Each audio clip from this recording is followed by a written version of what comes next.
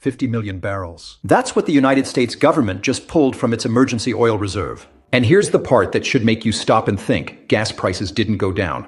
They went up, way up. Not a little, not temporarily. They went up and kept climbing even as the government was dumping its emergency stockpile onto the market at a record-breaking pace. That contradiction is exactly what we need to talk about. To understand why this is such a big deal, you need to know what the Strategic Petroleum Reserve actually is and why it exists. Back in 1973, Arab nations cut off oil supplies to the United States as punishment for supporting Israel in the Yom Kippur War. Gas stations ran completely dry. People waited in lines for hours just to fill their tanks. Fistfights broke out at pumps. The American economy took a serious hit, and the country felt genuinely vulnerable in a way it hadn't expected. Congress learned its lesson the hard way. In 1975, they created the SPR. Here is how the current situation unfolded. In March 2026, the G7 nations coordinated with the International Energy Agency, and 32 member countries agreed to release a combined 400 million barrels onto global markets. The United States moved fast. By April 29th, the Department of Energy had already released 17.5 million barrels since March alone. Then came May 11th, and everything escalated.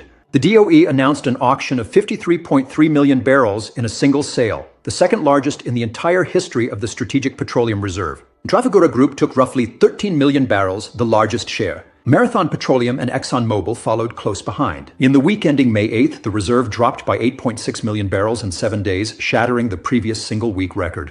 The oil moved. The companies got it, the refineries processed it, and the national average price of gasoline went from $3.14 per gallon in February to $4.56 by June.